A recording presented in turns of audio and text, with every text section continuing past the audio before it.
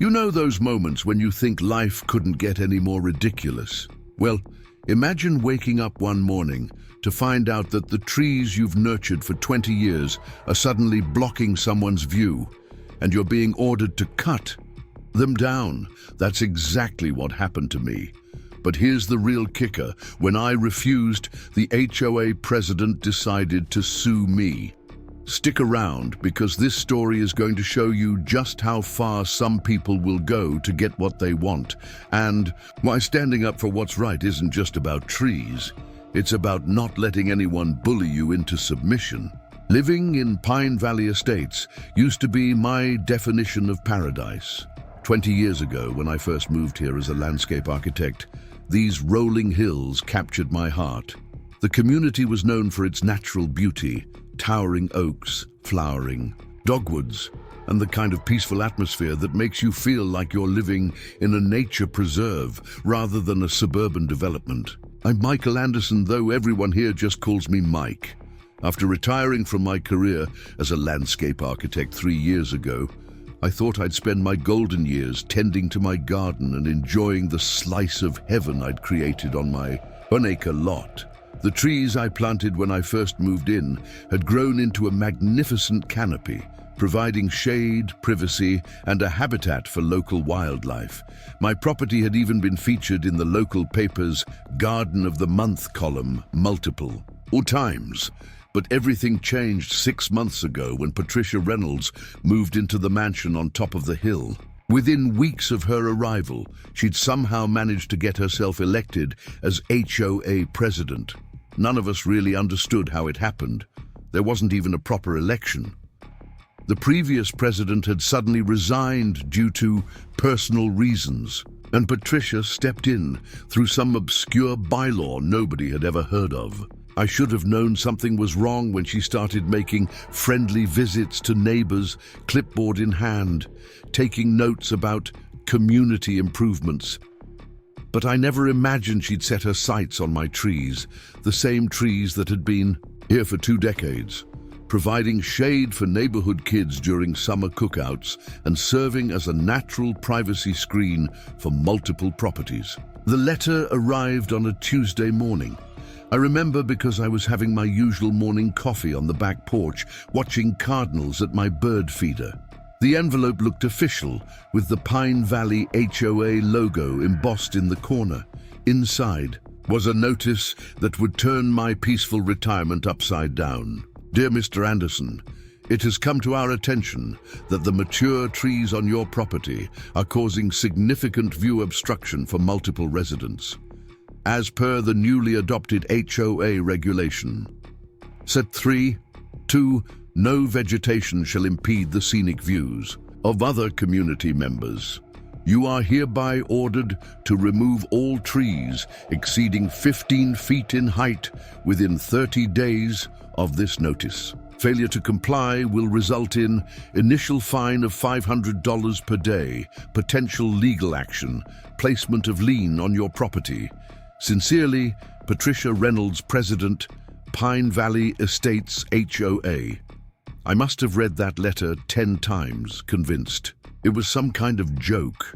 These weren't some overgrown weeds or invasive species. These were carefully planned, properly maintained trees that had been part of the community's landscape for decades. The previous HOA had even given me awards for my property's contribution to the neighborhood's aesthetic appeal. My neighbors, Steve and Karen Martinez, stopped by that afternoon. They'd received a similar letter about their trees. It's ridiculous, Steve said, shaking his head. She's trying to turn our wooded community into some kind of concrete jungle, just so she can have a better view of the sunset from her hilltop mansion. Word spread quickly through Pine Valley Estates. Within days, I discovered that 15 other homeowners had received similar notices. All of them lived on properties that somehow affected Patricia's view from her hilltop perch. The trees she wanted removed had been here long before she ever set foot in our community, some predating the development itself. I spent that first week researching everything I could about HOA regulations and property rights. As a retired landscape architect, I knew the value these trees added to our properties. Not just aesthetically, but environmentally. They prevented soil erosion on our hilly terrain, provided natural cooling that reduced energy costs, and supported local wildlife. Many of them were protected species that couldn't be removed without proper permits from the city. That's when I decided to contact Emily Chen, an environmental lawyer known for taking on cases just like this. During our first meeting, she listened intently as I explained the situation, occasionally nodding and taking notes. When I finished, she looked up with a determined smile. "Mike," she said, "what Patricia's trying to do isn't just morally wrong, it's likely illegal. HOA regulations can't supersede state environmental protection laws, and they certainly can't force you to decrease your property value for someone else's benefit. I thought that would be the end of it. Send a lawyer's letter, cite the relevant laws, and Patricia would back down, but I couldn't have been more wrong. Instead of reconsidering her position, Patricia escalated the situation in ways none of us could have anticipated, and that's where this story really begins. Because what happened next would not only challenge my right to keep my trees, but would expose a pattern of corruption that went far deeper than any of us initially suspected. The morning after I met with Emily Chen, I woke up to the sound of voices outside my window. Through the morning mist, I could make out 3 figures standing at the edge of my property, gesturing at my trees. As I threw on a jacket and stepped outside, I recognized Patricia Reynolds' distinctive silhouette, accompanied by 2 men in suits carrying clipboards and measuring equipment. "Mr. Anderson," Patricia called out, her voice carrying that artificial sweetness that always preceded something unpleasant. "I hope we didn't wake you. These gentlemen are from Valley View Development Corporation. They're here to assess the trees for removal." I felt my blood pressure rising but kept my voice steady. "I wasn't aware I'd authorized any assessment. Patricia, in fact, my lawyer has already sent a letter explaining why your demand is illegal." Patricia's smile didn't waver, but her eyes hardened. "Oh, that notice from Ms. Chen. The board has already dismissed it. These trees are clearly in violation of our new regulations, and as HOA president, I have the authority to order preliminary assessments." The 2 men shifted uncomfortably, clearly sensing the tension. One of them, the younger of the pair, cleared his throat. "Sir, we're just here to take measurements and document the species. Standard procedure for—" "There's nothing standard about this," I interrupted, pulling out my phone. "You're trespassing on private property. I'm calling the police." Patricia's smile finally faltered. "That won't be necessary. We'll go. But this isn't over, Mr. Anderson. The board meeting is next week, and I strongly suggest you reconsider your position before then." As they retreated to their vehicles, I noticed Steve Martinez watching from his driveway. He walked over as soon as Patricia's group was out of sight. "Mike, this is getting serious. Did you see what she did to the Thompsons yesterday?" I hadn't. Steve explained that David and Susan Thompson, who lived 3 houses down, had received a series of fines for unauthorized landscaping modifications after they spoke up at a community meeting about Patricia's tree removal demands. The fines totaled over $2,000, and when they protested, they discovered their pool access cards had been deactivated for administrative review. That afternoon, I called Emily Chen to update her on the morning's events. She wasn't surprised. "This is actually good for us," she said. "Patricia's getting sloppy. Sending contractors onto your property without permission is a clear violation. We can use this." Emily advised me to install security cameras and document everything. She also suggested I talk to Bob Wilson, the HOA board secretary. "Something about this whole situation doesn't add up," she said. "The speed of these new regulations, the targeting of specific properties, there's more to this story." I spent the next few days installing cameras and talking to neighbors. Janet Cooper, a former board member who had resigned shortly after. Patricia took over, pulled me aside during my evening walk. "You need to look into Valley View Development," she whispered, glancing over her shoulder as if afraid of being overheard. "That's not just some random contractor Patricia picked. There's a connection there, but I could never prove it." Following Janet's lead, I started digging into Valley View Development. The company had appeared in several recent HOA meetings. Minutes, usually in discussions about community improvement projects. But their name also showed up in some interesting places, like the Planning Commission's records for a luxury condo development proposed for the hillside just beyond Pine Valley Estates. The pieces were starting to come together. A wealthy developer wanting to build luxury condos with a view would certainly be interested in clearing any obstacles, like mature trees, that might block their future selling point. And an HOA president who could help make that happen would be quite valuable to them. I shared my findings with Emily, who immediately filed a public records request for all communications between Patricia Reynolds and Valley View Development. Preparing and narrating this story took us a lot of time, so if you are enjoying it, subscribe to our channel. It means a lot to us. Now back to the story. "If there's a paper trail," she said, "we'll find it." But Patricia wasn't waiting for us to build our case. The next day, every resident in Pine Valley Estates received an email announcing an emergency board meeting. The agenda included a vote on expedited enforcement measures for vegetation violations and a proposed increase in fines for non-compliance. That's when Maria Ramirez, our local community organizer, stepped in. She helped me set up an informal gathering at the community center, carefully worded as a neighborhood garden club meeting, to avoid violating any HOA restrictions on unauthorized assemblies. The turnout was better than we expected. Over 30 residents showed up, including several who had previously been too afraid to speak out. Tom and Linda Baker from the garden club brought documentation showing how our tree canopy had actually increased property values across the neighborhood. David Thompson shared his story about the pool access incident, and others began opening up about their own experiences with Patricia's increasingly aggressive tactics. Bob Wilson, the HOA secretary, arrived late and sat quietly in the back.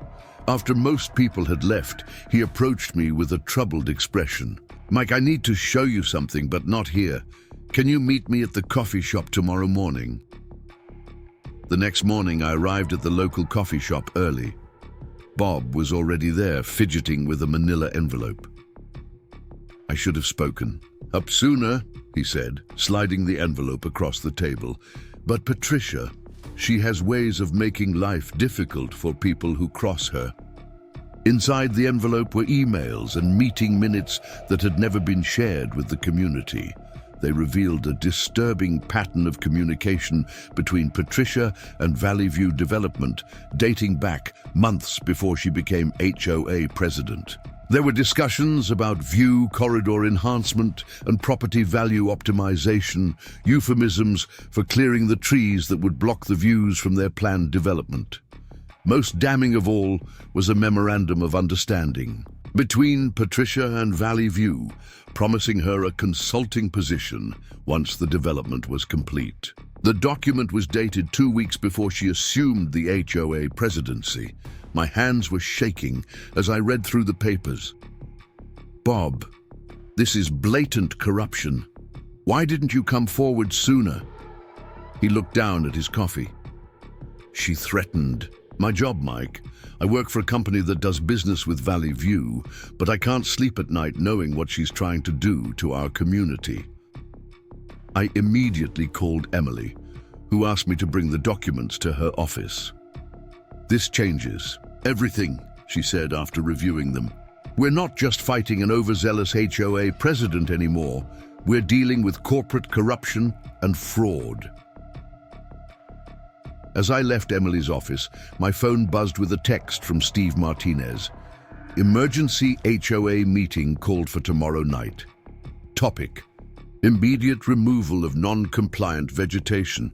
They're not waiting for the regular meeting. You need to see what they just posted at the clubhouse. I drove to the clubhouse where a notice had been posted announcing that the HOA had secured a community improvement grant from Valley View Development to fund the removal of view-obstructing vegetation. The removal would begin in 3 days, and any homeowner who interfered would face immediate legal action. The battle for our trees had just become a race against time, and the stakes were higher than ever. But now, we had something we didn't have before: proof of Patricia's real motives and the corporate interests behind her actions. The question was, could we stop them before they destroyed 20 years of natural growth for the sake of profit? Emily's words echoed in my mind as I stared at the notice. Sometimes the biggest battles aren't fought over grand principles or constitutional rights, but over simple things like trees that have grown deep roots in a community. And those are the battles most worth fighting. I pulled out my phone and started making calls. We had 3 days to save our trees, expose a corrupt HOA president, and stop a developer from destroying our community. It was time to show Patricia Reynolds that she had picked the wrong neighborhood to mess with. The emergency HOA meeting was scheduled for 7 o'clock in the evening at the community center. I arrived early with Emily Chen, finding the parking lot already packed with cars. Inside, the tension was palpable as residents filled every available seat.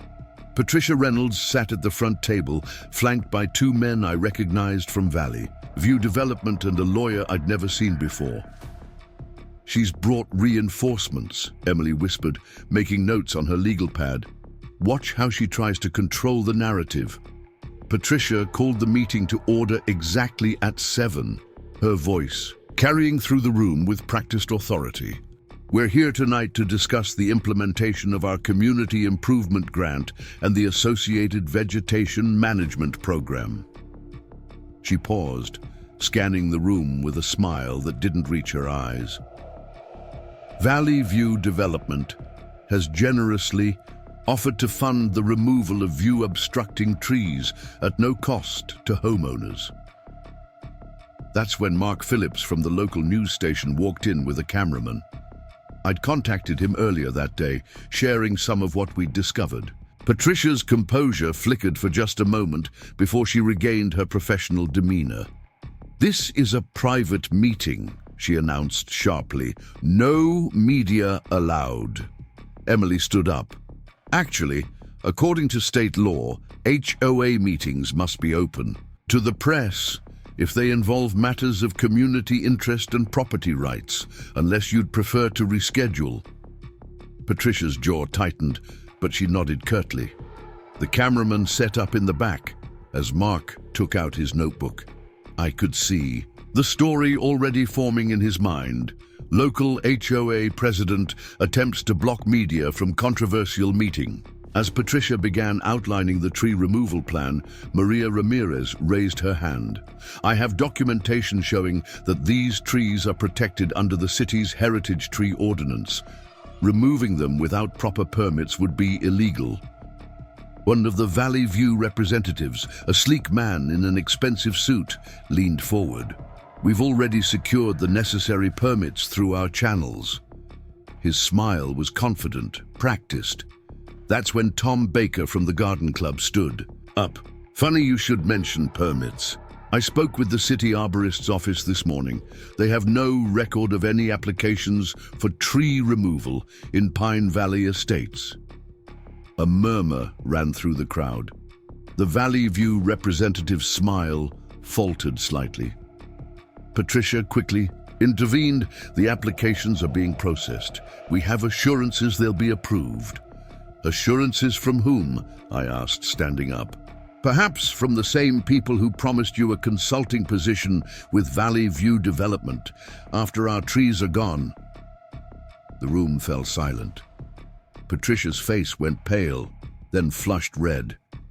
"That's a baseless accusation, Mr. Anderson. You're out of order." Emily pulled out copies of the memorandum Bob had provided. I have here documented evidence of communications between Mrs. Reynolds and Valley View Development, dating from before she became HOA president, including a promise of future employment in exchange for her cooperation in clearing the way for their development project. She began passing out copies to the board members. The Valley View representatives exchanged glances, while their lawyer quickly gathered his papers. "This meeting is adjourned," Patricia announced, standing abruptly. "Any action regarding the trees will proceed as scheduled." "Sit down, Patricia," Janet Cooper called out from the back of the room. "We're not finished." The former board member made her way to the front. "I've been gathering evidence since you forced me off the board. Evidence of altered meeting minutes, misappropriated funds, and kickbacks from contractors." The room erupted in chaos. Residents were shouting questions. The Valley View representatives were trying to leave, and Patricia was desperately attempting to restore order. Through it all, Mark Phillips' cameraman kept rolling. Suddenly, Steve Martinez's voice cut through the noise. "I move for an immediate vote of no confidence in the current HOA president. You can't do that without proper notice," Patricia snapped. "Actually," Emily interjected, Article 7, Section 3 of the HOA bylaws allows for emergency removal of officers if evidence of malfeasance is presented at a public meeting. We have more than enough evidence here." The vote was overwhelming. Of the 43 residents present, 41 voted to remove Patricia from her position. Only Patricia herself and one of her close friends voted against it. As Patricia gathered her things to leave, I approached her. "You know, all of this could have been avoided if you just respected our community instead of trying to profit from destroying it." She turned to me, her mask of professionalism finally cracking. "You have no idea what you've done. Valley View isn't going to just walk away from this project. They'll find another way, and when they do, your precious trees won't be the only things you lose." Before I could respond, the Valley View lawyer appeared at her side and hurried her out of the building. But her threat lingered in the air, a reminder that this battle wasn't over yet. The next morning, I woke up to the sound of chainsaws. Racing outside, I found a crew from Premier Tree Services attempting to access my property. They claimed they had authorization from the HOA for emergency tree removal. I immediately called the police, while Emily contacted the county judge. Within an hour, we had an emergency injunction preventing any tree removal in Pine Valley Estates, pending a full investigation into the HOA's actions. The tree crew left, but not before Maria Ramirez and several neighbors had documented everything, with photos and videos. Mark Phillips arrived shortly after, interviewing residents about the attempted removal and the previous night's revelations. By afternoon, local environmental groups had gotten wind of the story. The Green Space Alliance set up a protest line at the entrance to our community, holding signs that read, "Save our trees" and "Stop corporate greed." Emily called an emergency meeting with those of us who had been gathering evidence. Patricia's threat wasn't empty, she warned. "Valley View has a lot invested in this development project. They're not going to give up easily. We need to be prepared for what comes next." She was right. Later that day, I received notice that Patricia Reynolds and Valley View Development were suing me for defamation, claiming I had fabricated evidence to orchestrate a hostile takeover of the HOA. But they had underestimated our community's resolve. Within hours of the lawsuit becoming public, residents began coming forward with their own documentation of Patricia's misconduct. Security camera footage showed her meeting with Valley View executives in secret. Email chains revealed her systematic campaign to pressure homeowners into compliance. Financial records exposed a pattern of suspicious transactions. The story had grown beyond a simple dispute about trees. It had become a testament to what happens when a community stands together against corruption and corporate greed. As I watched the sun set through the branches of my old oak trees that evening, I knew the real fight was just beginning. Patricia and Valley View had money and lawyers on their side, but we had something more powerful: the truth and a community united in protecting its home. The lawsuit arrived in a thick manila envelope delivered by a stern-faced process server who caught me watering my front garden. 57 pages of legal accusations demanding not only $2 million in damages, but also an immediate injunction forcing me to comply with the tree removal order. As I read through the documents, it became clear that Patricia Reynolds and Valley View Development weren't just trying to win. They were trying to make an example of me.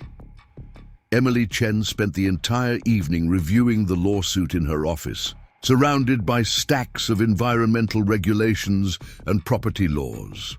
"They're throwing everything at the wall to see what sticks," she said, highlighting key passages. "But look at this. They're claiming the trees were planted illegally in the first place, without proper HOA approval." I pulled out my old property records, yellowed with age but meticulously maintained. "That's impossible. I have all the original approvals from 20 years ago, signed by the original HOA board." Emily's eyes lit up. "This is exactly the kind of sloppiness we can use against them. They didn't do their homework before filing." The next morning, local news vans lined our street as word of the lawsuit spread. Mark Phillips managed to catch Patricia leaving her hilltop home, but she hurried into her Mercedes without comment, nearly running over his foot in her haste to escape questions.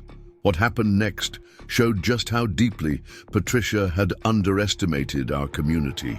Susan Thompson, who worked at the county records office, discovered that Valley View Development had already submitted preliminary plans for a luxury condominium complex that would tower over our neighborhood.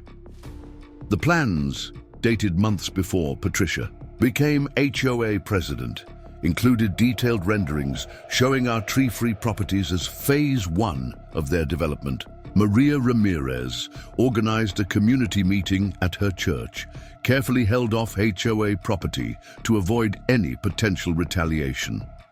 The turnout was overwhelming. Even residents who hadn't been directly affected by the tree removal orders came to show their support. Tom Baker stood up during the meeting, his voice trembling with emotion. "My grandfather planted some of these trees when this was all farmland. They're not just trees, they're our heritage, our community's history." Linda Baker, his wife, then revealed something that changed the entire dynamic of our fight. As a retired environmental impact assessor, she had reviewed Valley View's preliminary plans. These developments they're proposing would destabilize the entire hillside. Without our mature trees' root systems, the first heavy rain could trigger devastating mudslides. The room fell silent as the implications sank in. This wasn't just about views anymore, it was about public safety. Emily immediately began, drafting an emergency petition to the City Planning Commission citing the geological hazards, but Valley View had powerful allies. The next day, a prominent local politician held a press conference praising the proposed development as vital economic progress for our area. He dismissed our environmental concerns as typical NIMBY opposition to community improvement. That's when Bob Wilson made a decision that would cost him his job but save our community. He came forward with emails proving that Valley View had commissioned, then buried, a geological survey that supported Linda's assessment of the landslide risk. The development company had known all along that removing our trees could endanger the entire neighborhood. The revelation hit the local news like a bombshell. Mark Phillips's investigative report ran as a special feature, complete with computer models showing potential mudslide paths. Valley View's PR team went into overdrive, issuing statement after statement, trying to discredit the report. Patricia Reynolds, meanwhile, filed an additional lawsuit, this time against Bob Wilson for breach of confidentiality. But her attempt at intimidation backfired spectacularly when 3 other former Valley View employees came forward with similar documents, all showing a pattern of disregard for environmental and safety concerns. Emily Chen was in her element, coordinating with environmental groups and preparing our legal defense. "They've made a crucial mistake," she explained during a strategy session in my living room. "By filing these lawsuits, they've opened themselves up to discovery. We can now legally demand all their internal communications about this project." The community rallied in unexpected ways. The local garden club started a legal defense fund. Children set up lemonade stands, donating their profits to help fight the lawsuit. Even residents from neighboring communities began showing up at our protests, recognizing that what happened in Pine Valley Estates could set a precedent for their own neighborhoods. One evening, as I was documenting the condition of my trees for our court case, Steve Martinez rushed over with breaking news. His cousin, who worked at City Hall, had discovered that Valley View had quietly submitted revised development plans. The new design showed an even larger complex, now encompassing not just the hillside, but potentially extending into parts of our existing neighborhood. "They're not just after the views," Steve said, spreading the plans across my kitchen table. "They want to force us out completely. The trees are just the beginning." That night, I couldn't sleep.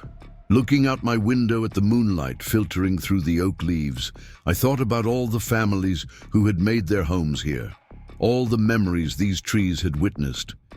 Patricia and Valley View saw only dollar signs, but we saw something far more valuable, a community worth fighting for. The next morning brought an unexpected ally. Janet Cooper had managed to track down the original developer of Pine Valley Estates, now retired and living in Florida. Not only did he still have all the original environmental impact studies from when our community was built, but he also had documentation showing that the tree placement was specifically designed to prevent soil erosion on the hillside. "These trees aren't just decorative," he explained via video call, his voice carrying decades of experience. "They're literally holding your community together. Removing them would be catastrophically irresponsible."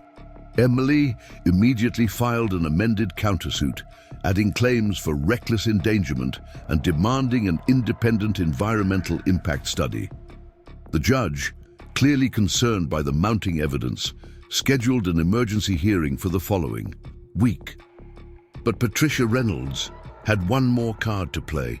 The evening before the hearing, every resident in Pine Valley Estates received an email from her lawyer. It offered to drop all legal actions if we agreed to a compromise, a partial tree removal plan that would still allow Valley View's development to proceed. The email included a thinly veiled threat: either accept the compromise or face years of costly legal battles that would drain our resources and potentially force many residents to sell their homes. Our response came in the form of a unanimous community declaration drafted by Maria Ramirez and signed by every household in Pine Valley Estates. Our trees are not for sale, and neither is our community. As I prepared my documents for the next day's hearing, I realized that this fight had become about something much bigger than just my trees. It had become a battle for the soul of our community, a test of whether corporate profits could trump public safety and environmental responsibility. Tomorrow would be our chance to show Patricia Reynolds and Valley View Development that some things are worth more than money, and that when a community stands together, even the most powerful opponents can be forced to back down. The morning of the hearing dawned with an ironic display of nature's power. A heavy storm had swept through Pine Valley Estates overnight, leaving several small landslides on the undeveloped hillside above Patricia's house, exactly where Valley View planned to build their condos. City engineers were already on site, marking the area with yellow caution tape. Inside the courthouse, the tension was thick enough to cut with a knife. Patricia sat with her legal team and two Valley View executives, all in expensive suits that probably cost more than my monthly mortgage payment. The corporate lawyers had brought reinforcements. 3 additional attorneys who looked fresh out of law school, each armed with towers of legal documents. Emily Chen walked in carrying a single laptop and a thin folder. She looked almost casual compared to the opposition's overwhelming show of force. "Sometimes less is more," she whispered as she sat down beside me. "They're trying to intimidate us with quantity. We'll beat them with quality." Judge Eleanor Martinez, known for her no-nonsense approach to property disputes, studied both parties over her reading glasses. Her first words set the tone for the entire proceeding. "I've reviewed the preliminary documents, and I have serious concerns about the safety implications of this case." Valley View's lead attorney, Richard Sterling, stood up smoothly. "Your Honor, this is a simple matter of HOA compliance and property rights. The defendants are attempting to obstruct legitimate community improvement efforts through baseless environmental claims." That's when Emily played her masterstroke. She connected her laptop to the courtroom's display system and pulled up a time-lapse geological survey. "Your Honor, I'd like to present evidence that was deliberately withheld from the HOA board and homeowners. The animation showed how our neighborhood's root systems prevented soil erosion over the past 20 years. Then it projected what would happen if the trees were removed and the hillside development proceeded. The model, created by a respected geological engineering firm, predicted catastrophic landslides within 5 years. Objection! Sterling practically leaped from his chair. This evidence wasn't included in the preliminary filings. "Because Valley View deliberately buried it," Emily countered, producing notarized statements from their former geological survey team.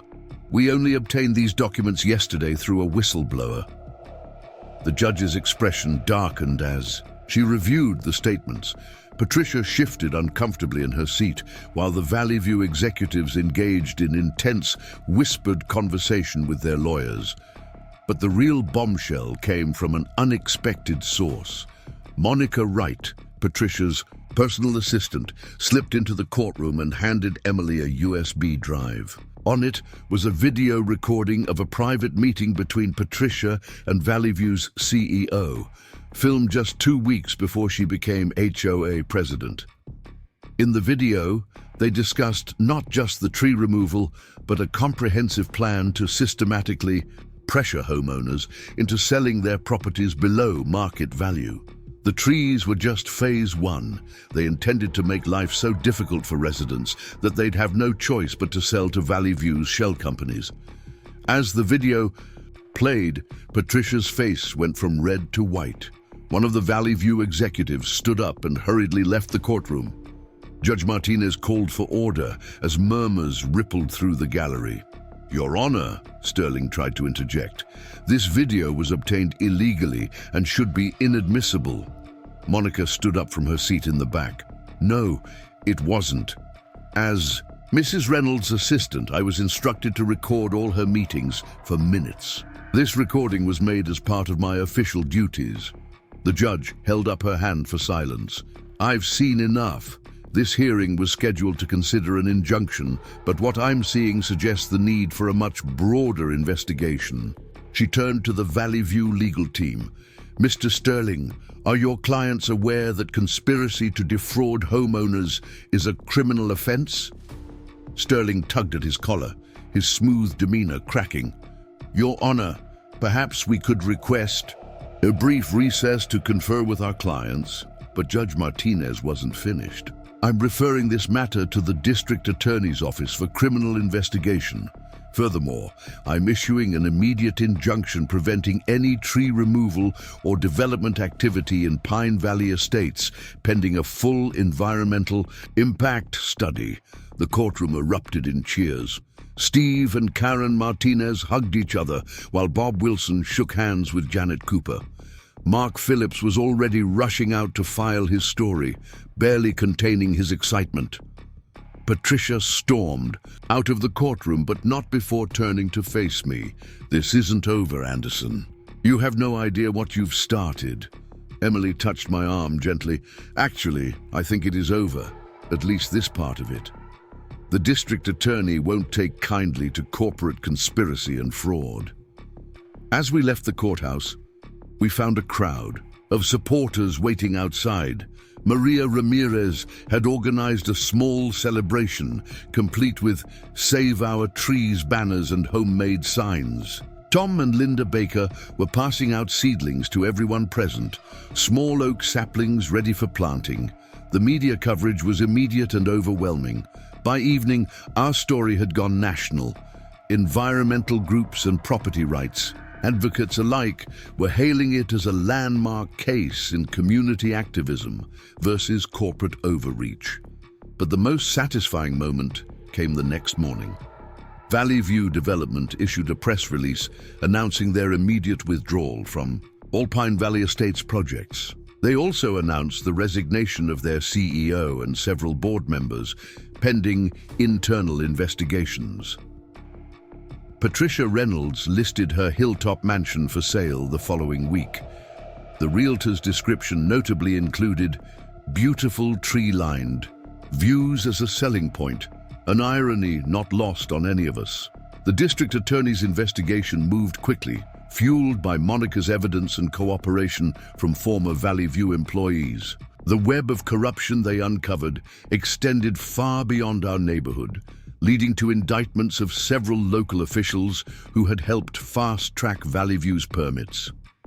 Our community emerged stronger from the ordeal. The new HOA board, elected in a truly democratic process, implemented stringent conflict of interest policies and environmental protection measures. Every major decision now required transparent community input and independent expert review. The trees that had started it all continued their quiet work of holding our hillside together, their leaves rustling with what I like to imagine was satisfaction. They had brought our community together in ways we never expected, teaching us that sometimes the most important things in life are the ones with deep roots. The dust had barely settled from our courtroom victory when the real estate vultures started circling Pine Valley Estates. Development companies from across the state suddenly showed intense interest in our neighborhood, each claiming they could do what Valley View couldn't, but ethically this time. One crisp autumn morning, a sleek black Tesla pulled into my driveway. A woman in an impeccable business suit stepped out, introducing herself as Alexandra Morgan from Evergreen Development Group. Her pitch was different from Valley View's aggressive approach, all soft-spoken words about sustainable development and community partnership. "Mr. Anderson," she said, gesturing toward my trees, "what if I told you we could preserve most of these while still achieving profitable development? We've been following your story, and we believe there's a middle ground." I invited her inside, mostly out of curiosity about this new approach. As we sat in my kitchen, she spread out a series of beautifully rendered plans showing a sustainable luxury community that would supposedly work around existing trees. The drawings were gorgeous, I had to admit, all glass and natural wood, with green roofs and solar panels. "We're willing to offer significantly above market value for properties in the affected area," she said, sliding a number across the table that made my eyes widen. "And we'd guarantee preservation of 80% of the mature trees."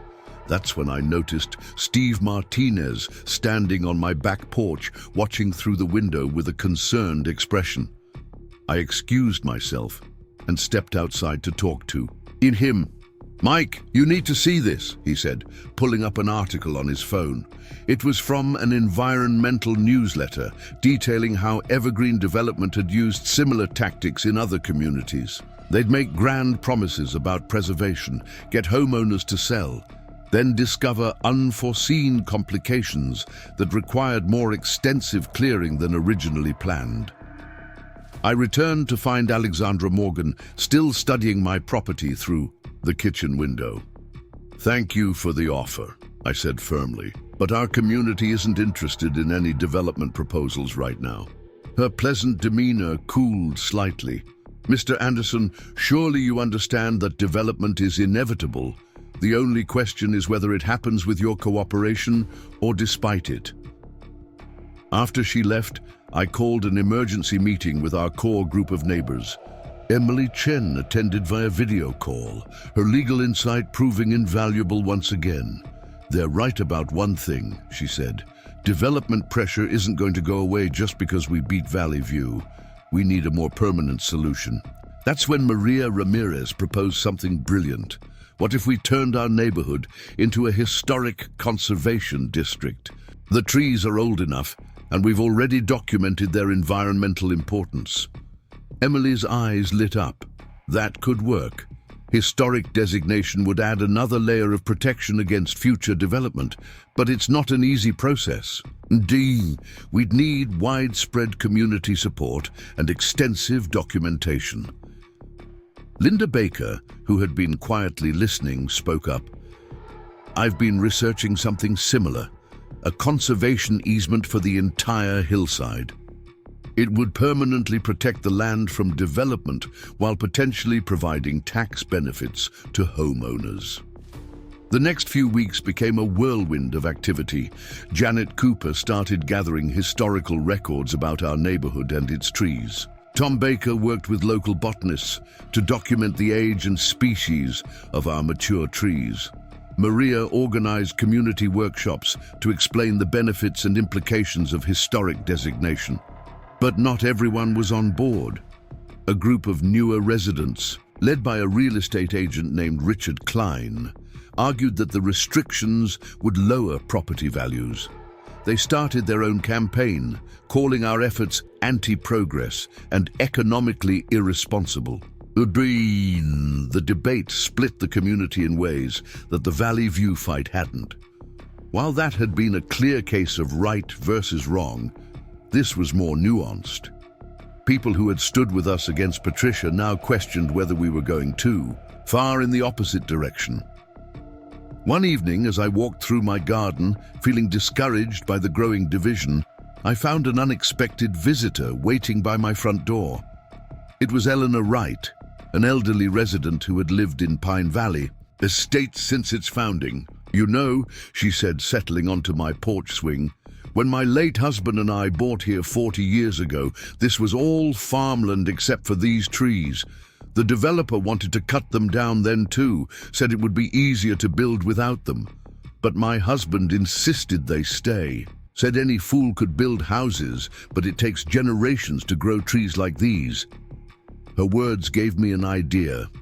The next day, I asked Mark Phillips to help us create a documentary about our neighborhood's history, not just the recent drama with Valley View, but the deeper story of how Pine Valley Estates had grown around these trees, how generations of residents had shaped and been shaped by this unique environment. The film included interviews with original residents, historical photos showing how the tree canopy had protected the hillside through major storms, and scientific data about the environmental benefits our urban forest provided. But most powerfully, it showed how the trees had created a sense of place that made our community special. We premiered the documentary at the community center on a Saturday evening. The turnout was overwhelming. Even Richard Klein and his group came. As people watched their neighbors share stories about what the neighborhood meant to them, something shifted in the room. The debate about property values and development rights transformed into a conversation about legacy and community identity. After the screening, Klein approached me. "I still think you're making this more complicated than it needs to be," he said. "But I understand better now why it matters so much to everyone. Maybe there's a way to protect the trees without completely closing the door on future improvements." His comment led to a series of community workshops where we worked to find common ground.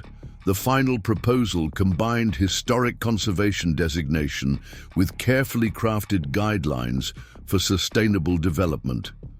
Key areas like the hillside would be permanently protected, while other sections could be thoughtfully developed within strict environmental parameters. Emily helped us draft the legal framework, incorporating lessons learned from our fight with Valley View.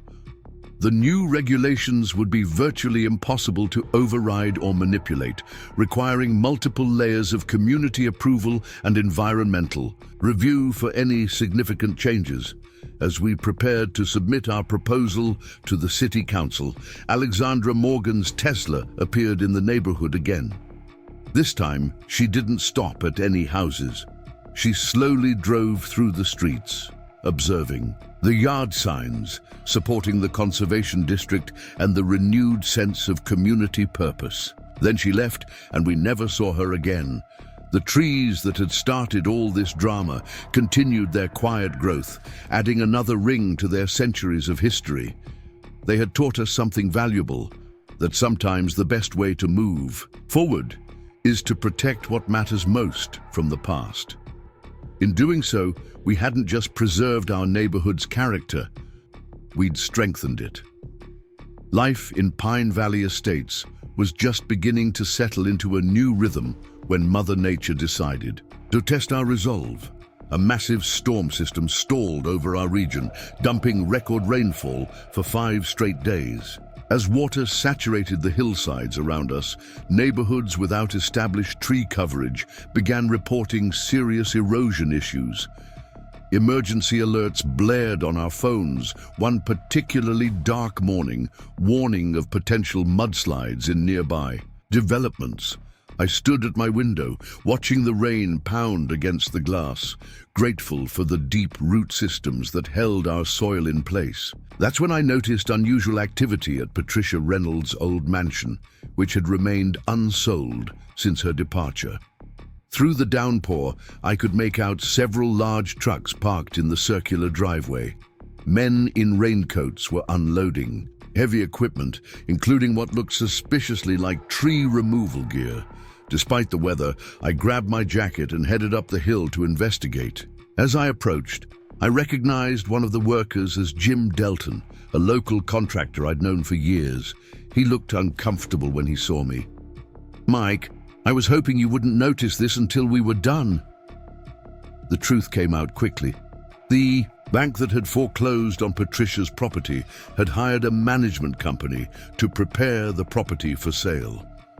Their interpretation of preparation included removing several large oaks that partially blocked the view, claiming they posed a safety risk during storms. I immediately called Emily Chen, who was already dealing with weather-related emergencies in other communities.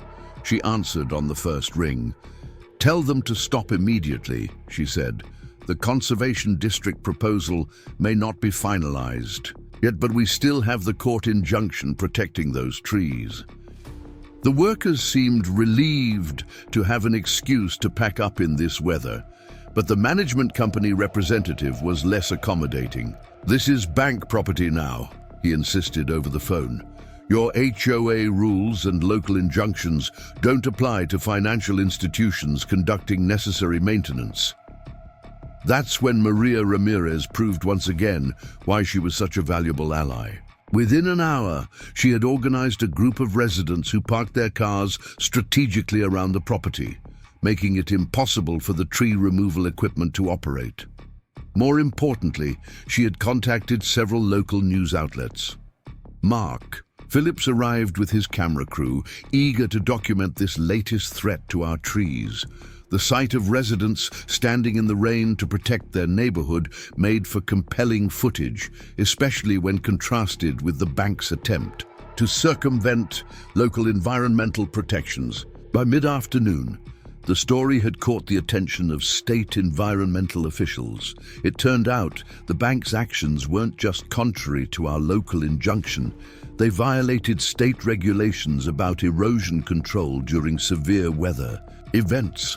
The officials ordered an immediate halt to any tree removal plans, but the incident revealed a new vulnerability in our community's defenses. While we'd been focused on defending against corporate developers, we hadn't considered how financial institutions might try to exploit loopholes in property regulations. Emily immediately began working on amendments to our conservation district. In proposal to address these gaps, the storm continued for 2 more days, putting our trees to the ultimate test. While nearby developments suffered significant erosion damage, Pine Valley Estates remained stable. City engineers who inspected our neighborhood afterward were amazed by how well our soil had held up under the extreme conditions. Their report became a powerful endorsement of our conservation efforts. Using data from the storm, they demonstrated how our mature tree canopy had prevented thousands of dollars in potential damage. The report also highlighted the increased risk of erosion in areas where trees had been removed or were under threat. As the community gathered for a post-storm meeting at the community center, there was a palpable shift in the atmosphere. Even former skeptics like Richard Klein had to admit that our trees had proven their worth in the most practical terms possible. Linda Baker presented an analysis comparing storm damage in our neighborhood to similar communities that had allowed extensive tree removal. The differences were striking. Areas without established trees had suffered massive erosion, some requiring expensive retaining walls and drainage systems to prevent future damage. But it was Janet Cooper who offered the most compelling perspective. She had discovered old photographs of Pine Valley Estates from the 1950s, before most houses were built. The images showed how previous landowners had carefully preserved the oldest trees during initial development, understanding their crucial role in preventing erosion on our hillsides. The storm's aftermath brought unexpected support from an unlikely source. Several insurance companies contacted our HOA, expressing interest in offering reduced rates to our residents. Their actuaries had analyzed the storm data and concluded that properties with established tree coverage presented significantly lower risk during severe weather events. This financial validation helped sway some of the remaining opposition to our conservation district proposal. Tom Baker worked with the insurance representatives to develop a presentation quantifying the economic benefits of our urban forest, from reduced cooling costs to increased property values and lower insurance premiums. However, not everyone was convinced by the evidence.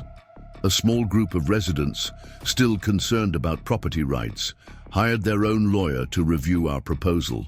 They worried that the conservation district would be too restrictive, preventing even minor property improvements. Emily Chen met with them personally, walking through each provision of the proposed regulations. She explained how we'd structured the rules to protect our essential tree canopy while still allowing for reasonable development and property improvements. The key was balance, preserving what made our community special while acknowledging the need for controlled growth. As we worked to refine the proposal, incorporating feedback from all stakeholders, another unexpected ally emerged. The bank that had attempted to remove trees from Patricia's old property reached out through their public relations department.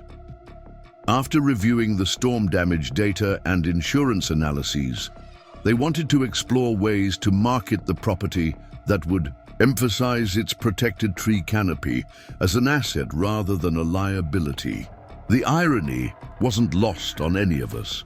The very features that Patricia Reynolds had fought so hard to eliminate were now being recognized as valuable selling points. It was a powerful vindication of our efforts to protect our neighborhood's natural heritage. Yet we all understood that our work wasn't finished. While the storm had helped demonstrate the practical value of our trees, Maintaining long-term protection would require continued vigilance and community engagement. We began developing educational programs for new residents, ensuring that future generations would understand and appreciate the importance of preserving our urban forest. Pine Valley Estates became something of a local legend after the storms. Environmental groups organized tours to study our erosion control methods, and urban planning students from the State University made regular visits to document our tree preservation efforts. But amid all this positive attention, a new challenge emerged from an unexpected direction. The City Council announced plans to expand the main highway that ran along the eastern edge of our neighborhood.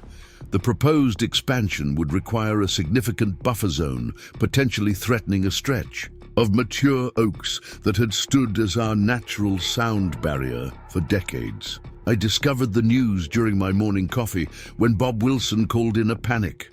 "Mike, you need to see these planning documents. They're trying to push this through as an emergency infrastructure project to bypass normal environmental reviews." I kept. Within an hour, my kitchen had become an impromptu war room. Steve and Karen Martinez spread out the highway plans across my table while Emily Chen joined us via video call. The proposed expansion would cut 20 feet into our property line, affecting not just the trees, but potentially destabilizing the entire eastern slope. "They're using a federal infrastructure grant," Emily explained, pointing to specific sections of the document. "That complicates things because it puts us under federal jurisdiction rather than just local or state." Maria Ramirez, who had arrived with a stack of environmental impact studies, shook her head in frustration. "After everything we've proven about these trees' importance, they want to remove them for a highway expansion that could be redesigned to avoid our neighborhood entirely." That's when Tom Baker made an interesting observation. "Look at these traffic studies they're using to justify the expansion. The data's almost 5 years old. It doesn't account for the new bypass route or the increased work-from-home population." Linda Baker, who had been quietly reviewing another set of documents, suddenly sat up straight. "There's something else. The company contracted for the environmental impact assessment, Green Environmental Solutions. I know that name. They were involved in that controversial development project across town, the one that caused all those drainage issues." A quick internet search confirmed Linda's suspicion. Green Environmental had a history of producing favorable assessments for controversial projects, often minimizing potential environmental impacts. More concerning, they had connections to several former Valley View development executives. Emily's voice crackled through the speakers. "This could be our angle. If we can prove the environmental assessment was compromised or inadequate, we could force them to conduct a new study with an independent firm." Mark Phillips, who had been following our story since the beginning, agreed to investigate the connections between Green Environmental and the highway project. His research uncovered a web of relationships that raised serious questions about the objectivity of the environmental assessment. Meanwhile, Janet Cooper made contact with a retired highway department engineer who provided fascinating insight into alternative expansion plans that had been rejected with minimal consideration. These alternatives would have avoided our neighborhood entirely while potentially providing better traffic flow. We presented our findings at the next City Council meeting. The chamber was packed with residents not just from Pine Valley Estates, but from other neighborhoods along the proposed expansion route. Many had seen how our trees had protected our community during the recent storms and understood what was at stake. I stood at the podium facing the council members. "What you're proposing isn't just about removing trees. It's about dismantling a proven natural defense system that protects hundreds of homes. These trees aren't just landscaping, they're critical infrastructure." Richard Klein, who had become an unexpected ally in our conservation efforts, presented the financial analysis. The cost of artificial sound barriers and erosion control systems would far exceed the expense of redesigning the expansion to preserve the existing tree line. The council members seemed swayed by the evidence, but the project manager, a man named Frank Thompson, remained dismissive. "These are just trees," he said. "They can be replaced. Progress requires sacrifice." That's when Monica Wright, our ally from the Valley View battle, stepped forward. She now worked for the State Environmental Protection Office and had brought something interesting to share. Internal emails showing that Green Environmental had failed to disclose significant conflicts of interest in their assessment. The revelation caused an immediate stir in the council chamber. Several council members who had been on the fence about the project began asking pointed questions about the assessment process. The meeting, scheduled for 2 hours, stretched late into the night, but the real breakthrough came from an unexpected source. A junior engineer from the highway department, inspired by our community's stand, came forward with alternative plans he'd developed. His design would actually improve traffic flow more effectively than the original proposal, all while preserving a tree line. The council voted to suspend the current expansion plan, pending a new environmental impact study by an independent firm. It was a significant victory, but we knew it was just the beginning of a longer process. In the weeks that followed, our community became deeply involved in the highway planning process.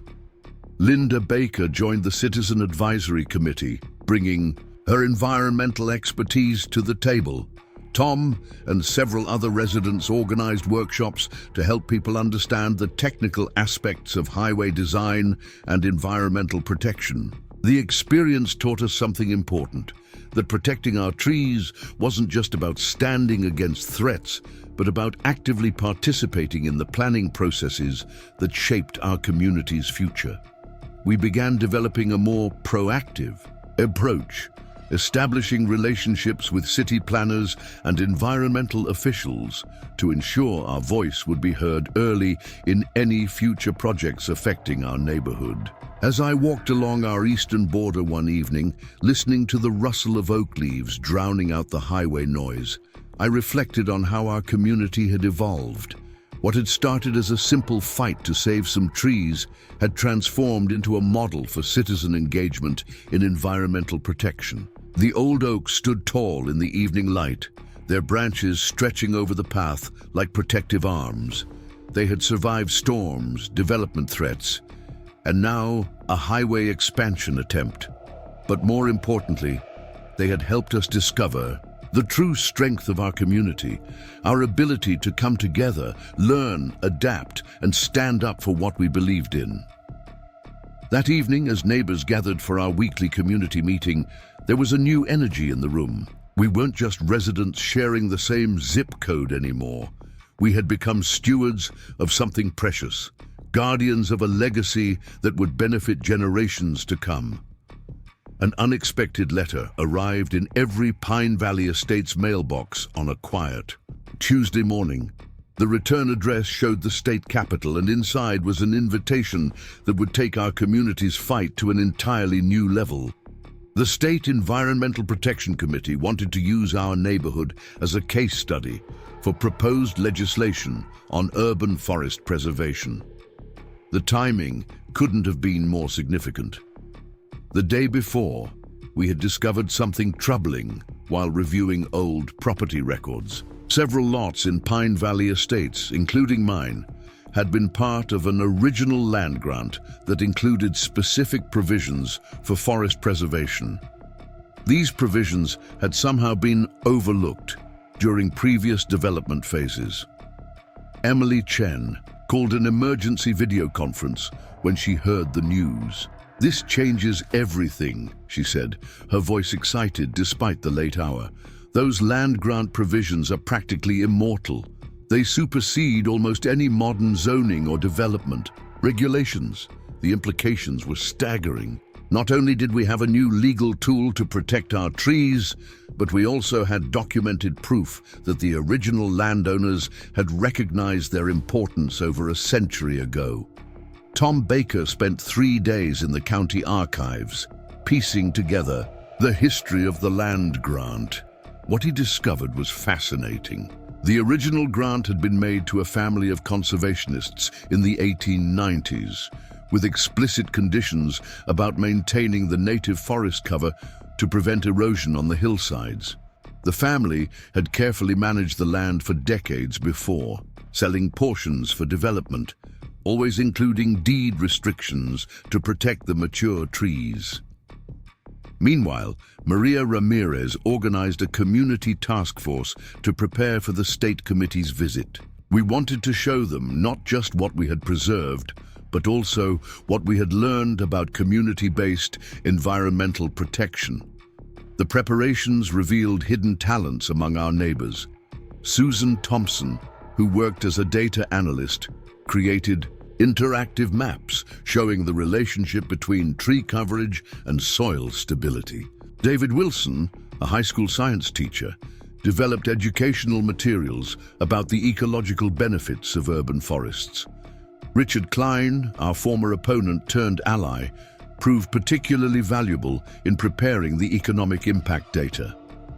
His real estate expertise helped quantify the financial benefits of tree preservation, from increased property values to reduced energy costs.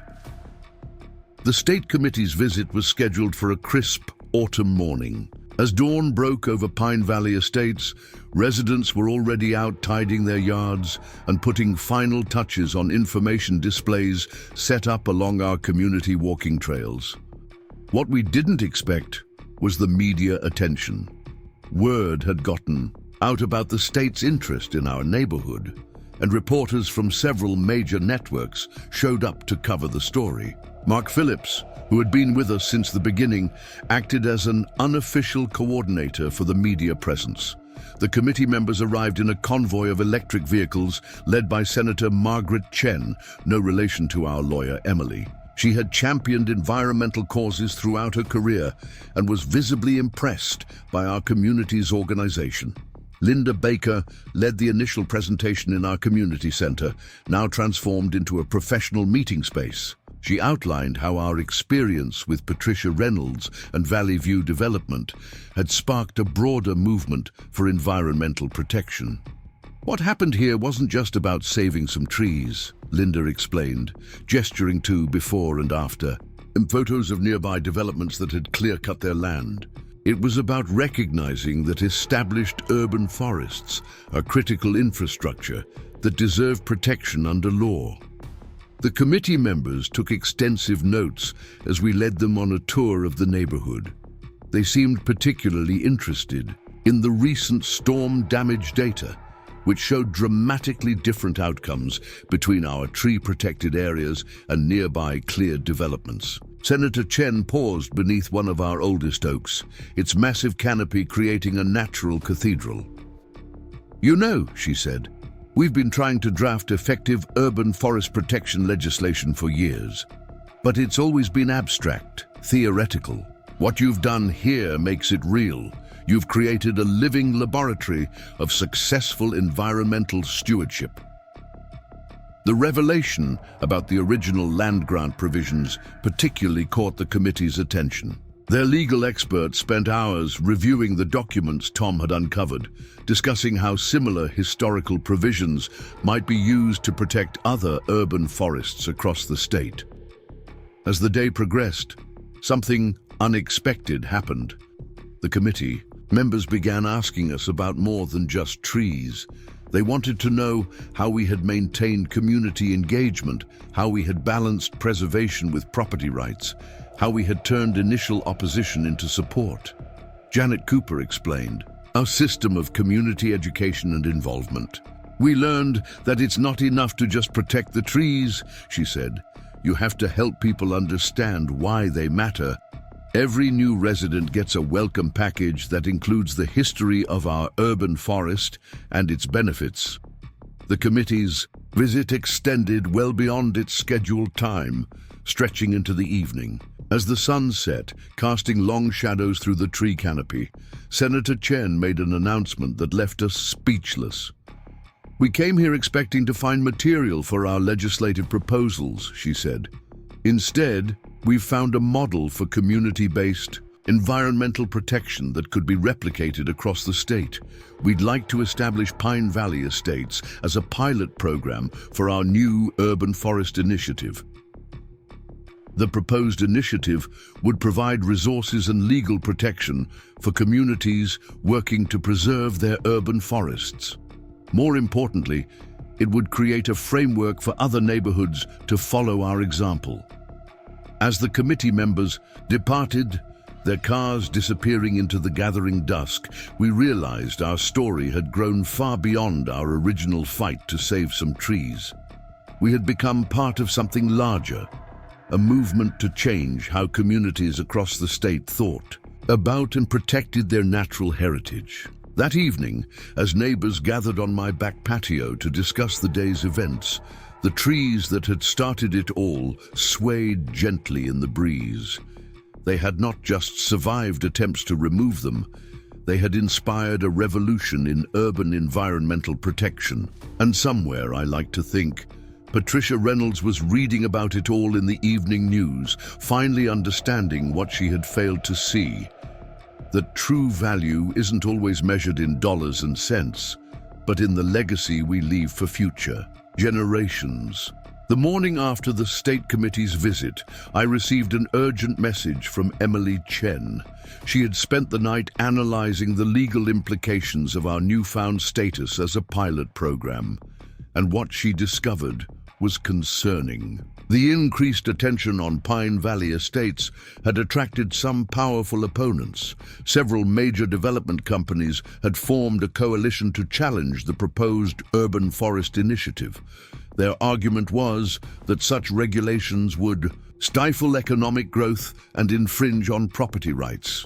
More worryingly, they had hired Patricia Reynolds as a consultant, citing her first-hand experience with our community. I was reviewing Emily's detailed email when Steve Martinez knocked on my door, looking troubled. "Mike, you need to see this," he said, handing me a glossy brochure. It was a sophisticated marketing piece targeting Pine Valley Estates residents, warning about potential property value decreases under the new forest protection regulations. The brochure was professionally produced and filled with carefully crafted misconceptions about the initiative.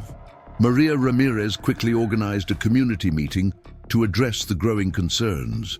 Our community center was packed as residents shared their worries about the implications of being in the spotlight.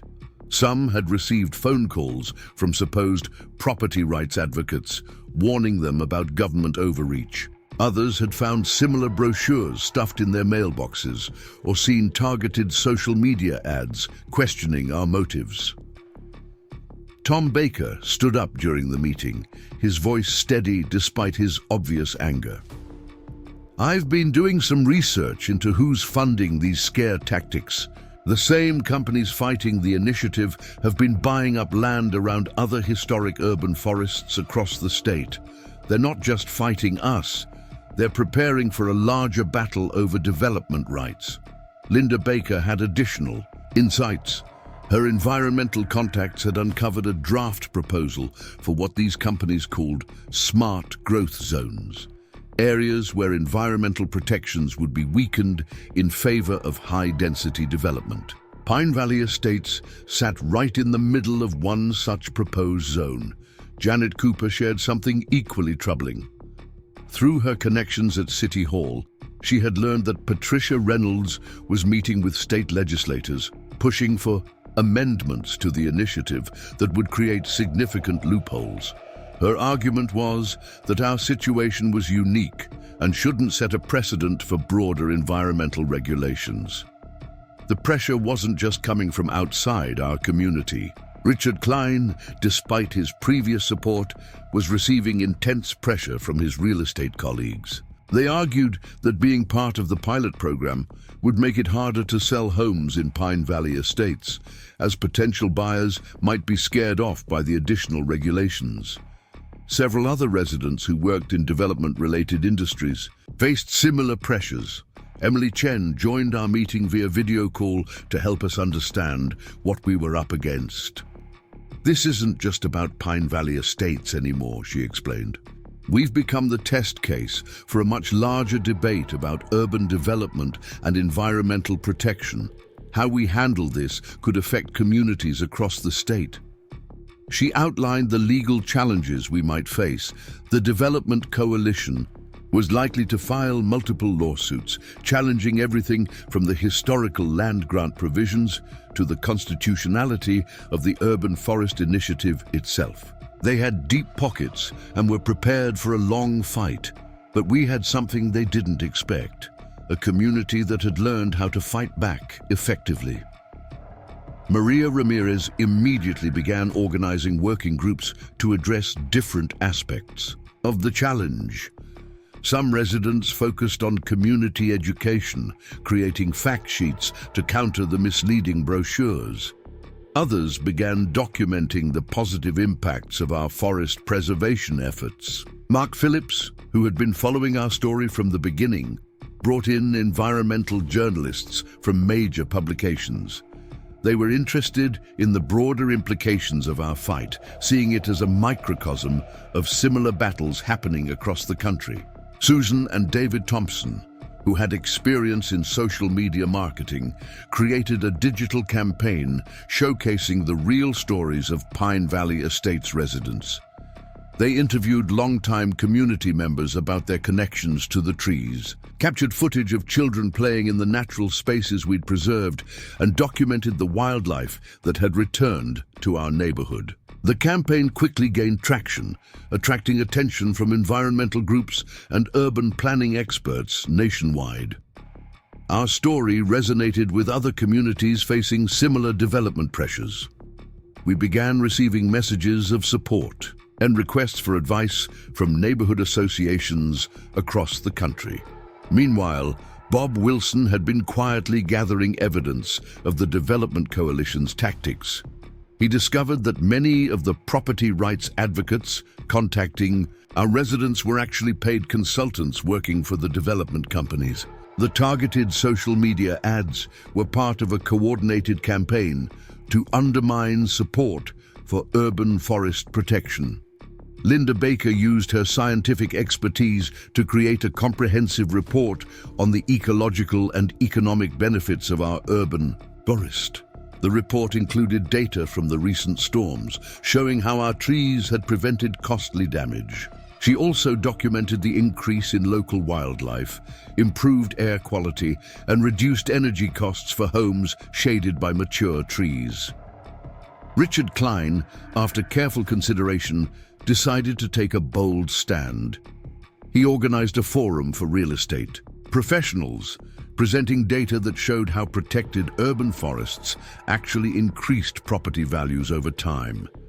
His presentation included examples from other cities where similar environmental protections had led to thriving, desirable neighborhoods. The Development Coalition responded by intensifying their campaign. They hired a prominent public relations firm to paint us as anti-progress extremists who were preventing needed housing development. They even tried to argue that our tree preservation efforts were contributing to the state's housing crisis. That's when Monica Wright made another crucial contribution. Through her position at the State Environmental Office, she had access to development records showing that these same companies had numerous vacant properties and unfinished projects across the state. The housing crisis argument was a smokescreen for their real agenda, maximizing profits through unrestricted development. Senator Chen arranged for me to testify at a state legislative hearing about the Urban Forest Initiative. As I prepared my testimony, I reflected on how far we'd come from the initial fight to save my trees. This wasn't just about protecting our neighborhood anymore. It was about setting a precedent for how communities could balance development with environmental preservation. The hearing room was packed when I took my seat at the witness table. Patricia Reynolds sat in the audience, surrounded by development company executives. She smirked as I began my testimony, probably expecting me to focus solely on our local battle. Instead, I shared our community's journey from reactive resistance to proactive environmental stewardship. I talked about how our experience had shown that urban forests weren't just amenities. They were essential infrastructure that provided measurable benefits to communities. I presented Linda's data on storm protection, energy savings, and property values. But the most powerful moment came when I shared stories from our residents. I talked about Eleanor Wright, whose late husband had fought to preserve these trees 40 years ago. I described how children in our neighborhood had grown up climbing these trees, how families gathered in their shade during summer cookouts, how they had protected our homes during severe weather. The Development Coalition's representatives testified next, armed with charts and projections about economic impacts, but their arguments felt hollow compared to our community's real-world experience. When they claimed that tree preservation hurt property values, Richard Klein's data proved them wrong. When they talked about housing needs, Monica's research exposed their unused properties. As the hearing concluded, Senator Chen announced that the committee would be expanding the pilot program to include other communities across the state. The Urban Forest Initiative would move forward with even stronger protections than originally proposed. Outside the hearing room, I noticed Patricia Reynolds in an intense discussion with the development executives. She looked frustrated, perhaps realizing that her role as their consultant wasn't producing the results they'd hoped for. Our eyes met briefly, and for a moment, I saw something like resignation in her expression. Returning to Pine Valley Estates that evening, I drove slowly through our tree-lined streets, appreciating anew what we had fought so hard to protect. The setting sun filtered through the canopy, creating patterns of light and shadow on the road. Children were playing in their yards, birds were settling in for the night, and neighbors were out walking their dogs, exchanging friendly waves as they passed. We had transformed from a collection of homeowners fighting a local battle into a community leading a movement for environmental protection. Our trees had not only survived multiple threats, they had inspired a new way of thinking about urban development and community rights. As I pulled into my driveway, I smiled at the thought that somewhere in communities across the state, other neighborhoods were looking at their trees with new appreciation, ready to stand up and protect their natural heritage. Winter descended on Pine Valley Estates, bringing with it unexpected challenges and revelations. The morning frost painted our trees in crystalline white, creating a stunning display that drew photographers and nature enthusiasts from across the state. But beneath this serene surface, a new threat was taking shape, one that would test our community in ways we never anticipated. The first sign came in the form of a seemingly innocent email from the State Department of Transportation. They were conducting a geological survey of areas adjacent to major highways, citing concerns about soil stability during winter conditions. Given our recent victory regarding the highway expansion, we should have been more suspicious of their sudden interest in our neighborhood. Steve Martinez, whose engineering background had proved invaluable throughout our previous battles, noticed something odd about the survey parameters. They were focusing extensively on the root systems of our oldest trees, particularly those along the eastern border where the failed highway expansion would have cut through. I was reviewing Steve's concerns over coffee when Maria Ramirez burst into my kitchen, clutching a stack of documents she'd obtained through a Freedom of Information request. The Transportation Department's survey wasn't just about soil stability. It was part of a larger infrastructure assessment being conducted by a consulting firm with deep ties to our old adversaries at Valley View Development.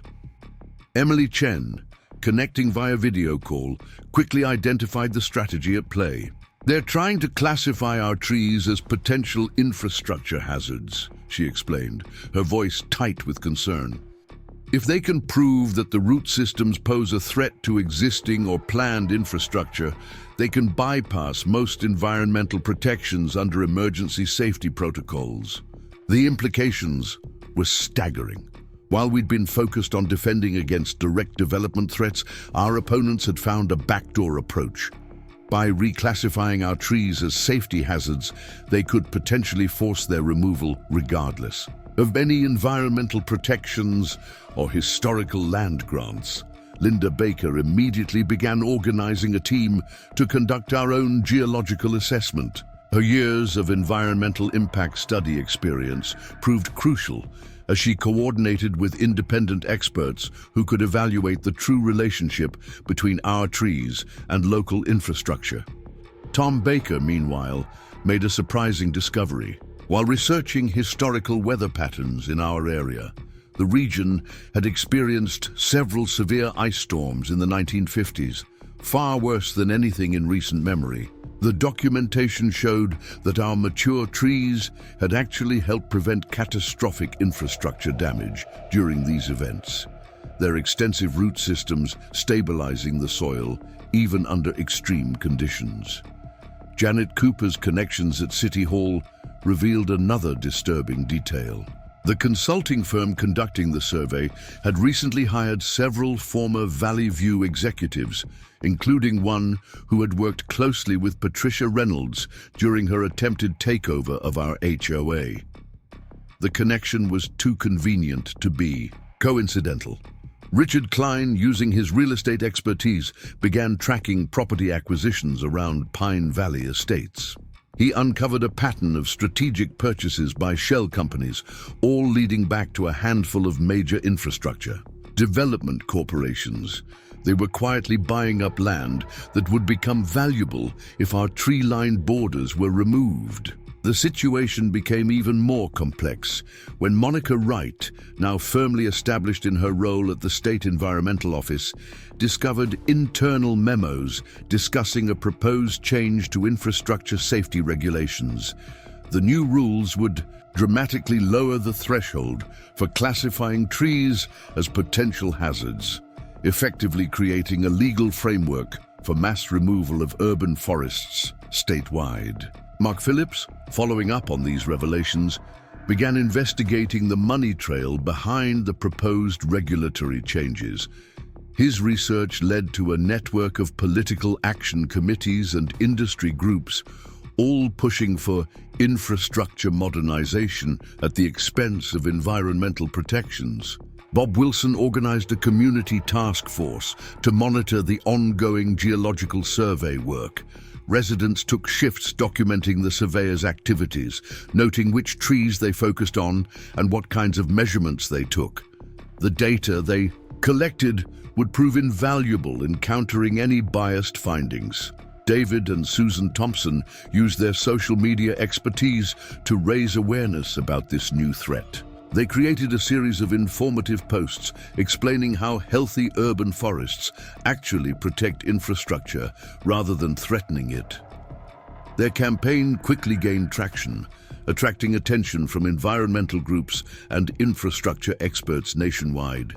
Eleanor Wright, our community's oldest resident, shared photographs and documents from her late husband's collection, showing how our trees had historically protected local infrastructure during severe weather events.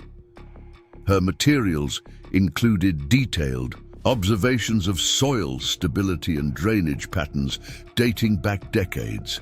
The Development Coalition, realizing their subtle approach had been exposed, switched to more aggressive tactics. They began running television ads, warning about the dangers of aging urban forests and calling for proactive infrastructure protection.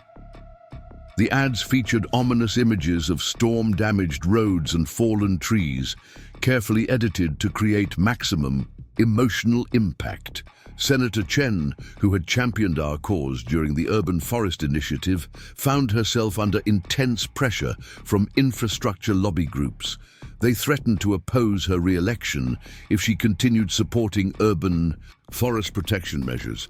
To her credit, she stood firm, but the pressure revealed how high the stakes had become.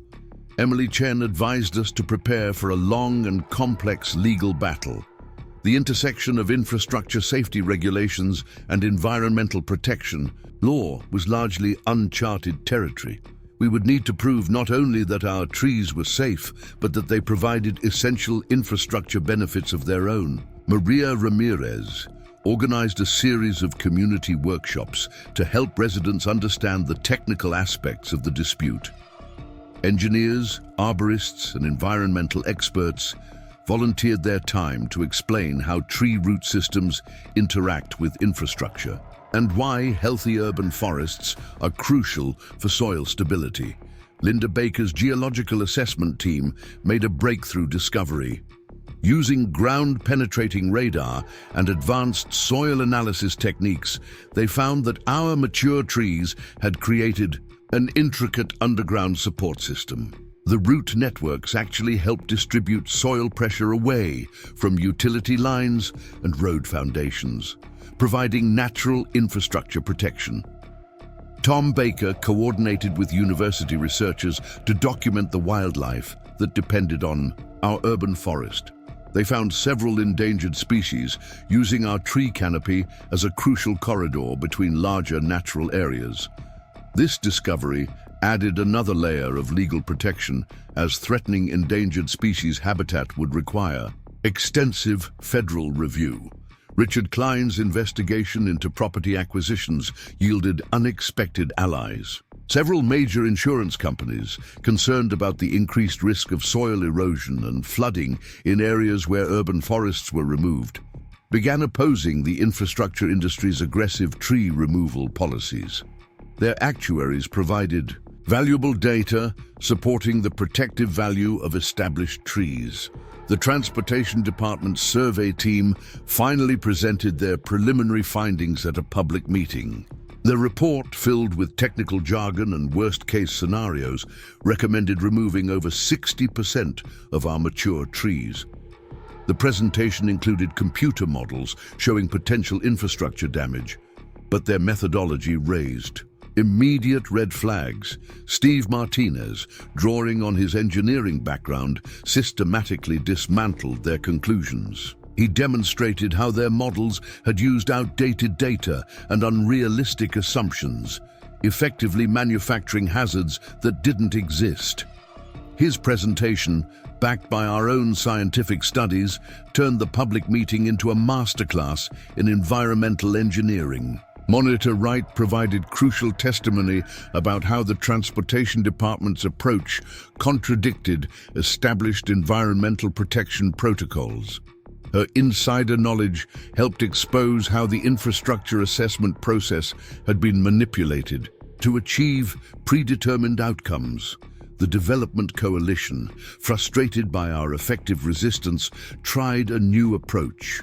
They offered to create a compromise plan that would replace our mature trees with younger, supposedly more manageable specimens. Their proposal included glossy renderings of a modernized urban landscape with perfectly spaced saplings lining manicured streets. Linda Baker's team quickly produced a detailed analysis showing how this replacement scheme would devastate local ecology.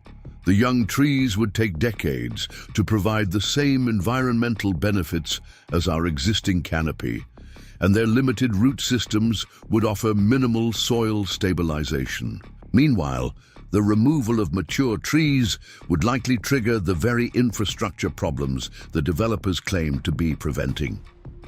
Janet Cooper uncovered documents showing that similar replacement schemes in other communities had led to significant increases in infrastructure maintenance costs. Without the natural protection provided by established urban forests, roads and utilities required more frequent repairs and upgrades. David and Susan Thompson organized a public education campaign highlighting the false economy of trading mature trees for saplings. They created compelling visualizations showing how our neighborhood's character and environmental resilience would be diminished by such a swap. The infrastructure industry's campaign began to backfire as more experts spoke out against their aggressive tree removal policies. Civil engineers, urban planners, and environmental scientists published studies supporting the vital role of mature urban forests in protecting infrastructure. Our community's story became a case study in successful integration of natural and built environments. Senator Chen used our experience to propose new legislation requiring infrastructure projects to consider the protective benefits of existing urban forests. The bill would mandate comprehensive environmental impact studies before any tree removal could be approved for infrastructure purposes. As winter deepened, our trees stood strong against both natural and human threats. Their branches, heavy with snow, continued to shield our homes and streets. Their roots held firm in frozen soil, protecting utilities and foundations. They were living proof that nature's infrastructure could work in harmony with human engineering, if we were wise enough to protect it. The Transportation Department eventually withdrew their hazard assessment, citing the need for further study. It was a victory, but we knew it wouldn't be the last challenge. Our success had shown that determined communities could effectively resist infrastructure industry overreach, making us both an inspiration and a target. Looking out at our snow-covered neighborhood, I reflected on how our understanding of infrastructure had evolved. What began as a simple desire to protect some trees had grown into a broader movement to redefine the relationship between natural and built environments. Our urban forest wasn't just something to preserve, it was something to learn from, a model of resilient, sustainable infrastructure that had stood the test of time. Spring arrived in Pine Valley Estates with an unexpected revelation.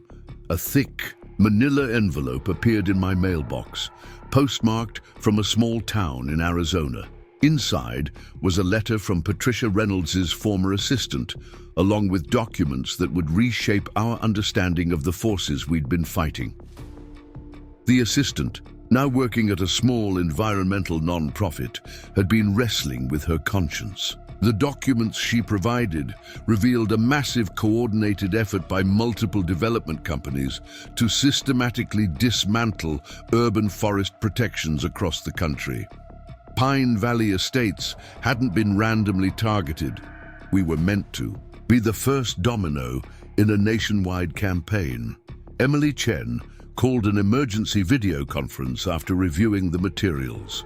"This goes beyond anything we imagined," she said, sharing her screen to show a strategy document dated 3 years ago. They identified 50 communities with significant urban forests, all positioned for potential luxury development. They've been placing people in HOA boards, city councils, and planning committees, waiting for the right moment to strike. Maria Ramirez immediately began cross-referencing the document with news reports from other communities. The pattern was undeniable. In each location, there had been attempts to weaken tree protection ordinances, often using the same arguments about property rights and infrastructure safety that we'd encountered. Steve Martinez noticed something else in the documents, a familiar name. The geological survey firm that had tried to classify our trees as infrastructure hazards was listed as a key partner in the nationwide strategy. They had developed standardized reports designed to justify tree removal in any urban setting. Linda Baker spent 3 days analyzing the technical aspects of their approach. "They're not just attacking individual communities," she explained during a strategy session in my living room. "They're trying to change how urban forests are classified under federal environmental regulations. If they succeed, no local protection measures will matter." The scope of the threat demanded a new level of response. Tom Baker reached out to his contacts in the environmental movement, sharing what we'd learned. Within days, community leaders from other targeted neighborhoods began calling, eager to learn from our experience and share their own stories of resistance. Richard Klein's real estate expertise proved invaluable as we mapped out the economic implications. The development companies weren't just after our trees. They were attempting to reshape the entire urban landscape, replacing diverse ecosystems with controlled, artificial environments that would maximize their profits. Janet Cooper discovered that several members of the State Planning Commission had undisclosed connections to the development consortium. Their influence explained why seemingly solid environmental protections had been quietly weakened through technical amendments and regulatory interpretations. Mark Phillips began investigating the money trail, following complex networks of shell companies and investment funds. His research revealed that many of the same entities that had backed Valley View development were involved in similar projects nationwide. It was a coordinated assault on urban forests, masked as progress and modernization. Monica Wright, working through official channels, obtained internal communications showing how the development consortium had systematically infiltrated regulatory agencies. They had placed sympathetic officials in key positions, creating a framework for widespread environmental deregulation. Bob Wilson organized a secure digital platform where communities could share information about development threats and coordination strategies. The platform quickly became a crucial tool for tracking the consortium's activities and organizing effective resistance. David and Susan Thompson expanded their social media campaign to include voices from other threatened communities. They created powerful visual narratives showing what was at stake, not just trees, but entire ecosystems that had evolved alongside urban development. Eleanor Wright contributed an unexpected perspective. During her decades in Pine Valley Estates, she had maintained detailed journals documenting changes in local wildlife populations, weather patterns, and ecosystem health. Her records provided crucial baseline data for understanding the long-term value of urban forests. The Development Consortium, realizing their larger strategy had been exposed, launched an aggressive counter-campaign. They hired top public relations firms to promote a vision of smart growth that portrayed urban forests as outdated relics standing in the way of progress. Their ads featured gleaming modern developments with token green spaces, carefully managed and controlled. Senator Chen found herself at the center of a national debate about urban environmental protection. The infrastructure lobby, backed by the Development Consortium, pushed for federal legislation that would override local conservation efforts. They argued that standardized development guidelines were necessary for economic growth. Emily Chen worked with environmental law experts to craft a comprehensive legal strategy. We weren't just defending our trees anymore. We were fighting to preserve the right of communities to protect their natural heritage. The legal battle would set precedents affecting urban forests nationwide. Maria Ramirez coordinated with community organizers across the country, sharing successful resistance tactics and building a network of allied neighborhoods. The movement grew rapidly as more communities recognized the threat to their own urban forests. Linda Baker's team developed a standardized methodology for documenting the environmental and economic benefits of mature urban forests. Their approach provided communities with scientific data to counter the consortium's claims about safety and progress. Tom Baker discovered that several universities had been quietly researching the impact of urban forest removal on local ecosystems. Their findings strongly supported preservation, showing how established trees played crucial roles in everything from air quality to mental health. Richard Klein organized a national conference of real estate professionals concerned about sustainable development. The event brought together experts who challenged the consortium's narrative, presenting evidence that preserved urban forests increased property values and community desirability. Janet Cooper's investigation into the Planning Commission led to several resignations as conflicts of interest came to light. The ensuing scandal forced a review of recent development approvals, exposing how environmental protections had been systematically undermined. Mark Phillips's reporting attracted attention from major national media outlets. As the story spread, other journalists began uncovering similar patterns of development consortium influence in their own communities. The narrative shifted from local land use disputes to a nationwide environmental justice issue. Monica Wright coordinated with environmental protection officials in other states, building a case for federal intervention. The evidence suggested a pattern of deliberate deception aimed at circumventing environmental regulations. Bob Wilson's digital platform became a model for grassroots environmental activism. Communities shared success stories, warned each other about consortium tactics, and coordinated their resistance efforts. The development industry had never faced such organized opposition. David and Susan Thompson's media campaign evolved into a documentary series showcasing threatened urban forests across the country. Each episode highlighted a different community's struggle to protect its natural heritage, connecting local battles to the larger national fight. Eleanor Wright's journals proved invaluable for understanding how urban forests contributed to community resilience. Her decades of observations showed how mature trees helped neighborhoods weather everything from economic downturns to natural disasters. The Development Consortium's strategy began to unravel as more communities adopted Pine Valley Estate's successful resistance tactics. Their standardized approaches to undermining local environmental protections became less effective as neighborhoods learned to recognize and counter them. Senator Chen used the mounting evidence to push for stronger federal protections for urban forests. Her proposed legislation would recognize mature trees as critical infrastructure, requiring extensive review before any removal could be approved. Emily Chen coordinated with legal teams across the country, sharing successful arguments and building a body of precedent supporting urban forest protection.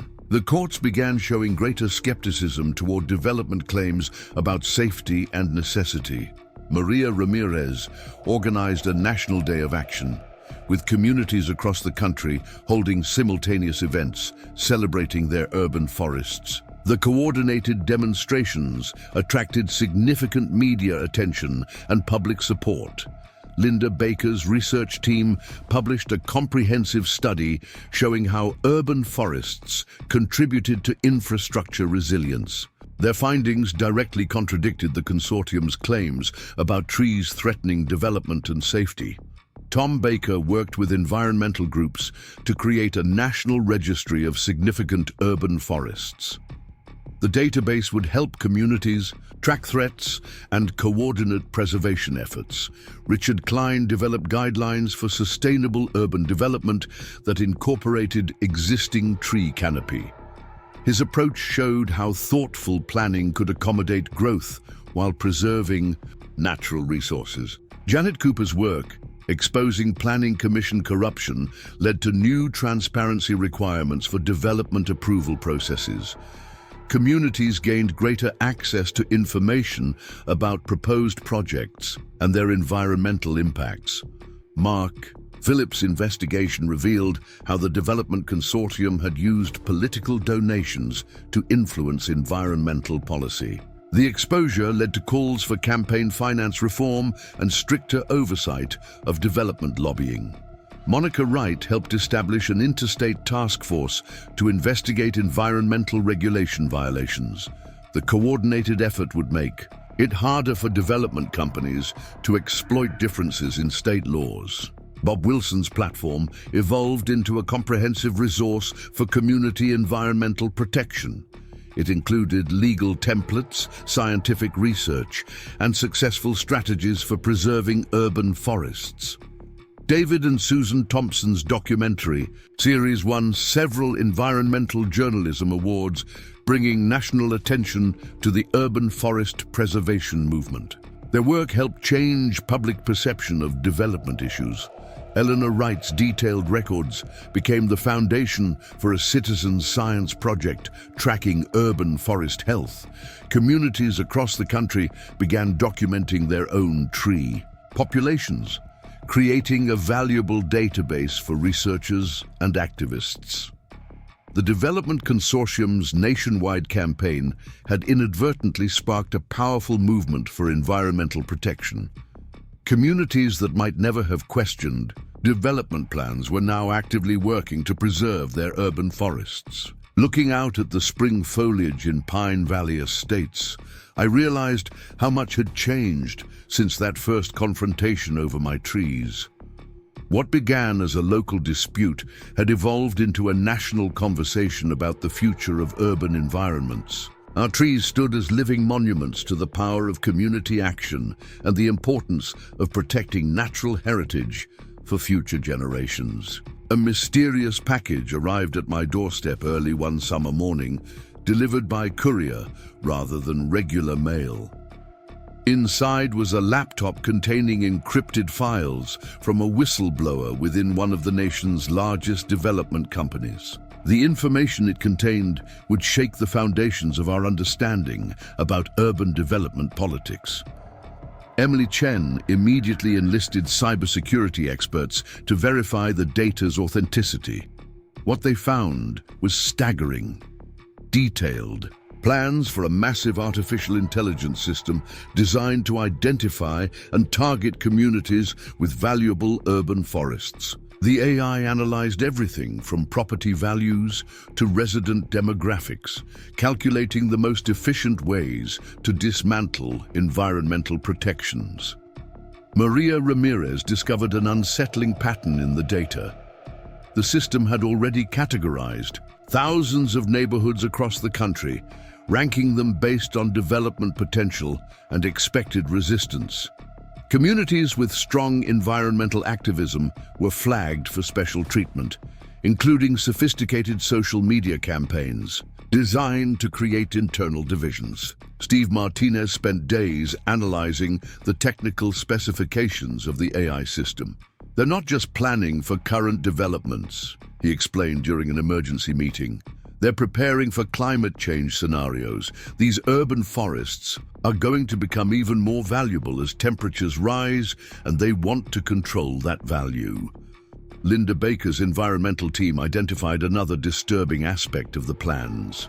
The developers weren't just targeting individual trees, they were systematically identifying and planning to eliminate wildlife corridors that connected urban forests to larger natural areas. The goal was to isolate these ecosystems, making them easier to remove piece by piece. Tom Baker found references to a secret think tank called the Urban Development Future Initiative. This group had been quietly influencing policymakers, promoting seemingly reasonable regulations that would gradually weaken environmental protections. Their long-term strategy spanned decades, far beyond any single development project. Richard Klein's research into property records revealed how the AI system had already influenced development patterns. Certain properties had been strategically purchased years in advance, creating a network of control points around major urban forests. These positions could be used to fragment protected areas and undermine conservation efforts. Janet Cooper's contacts in local government provided crucial insights into how the system was being implemented.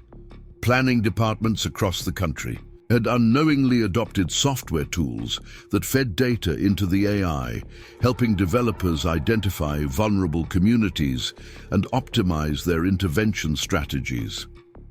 Mark Phillips began investigating the financial networks behind the AI system. He uncovered a complex web of international investments, suggesting that foreign entities were deeply involved in the effort to control urban environmental resources.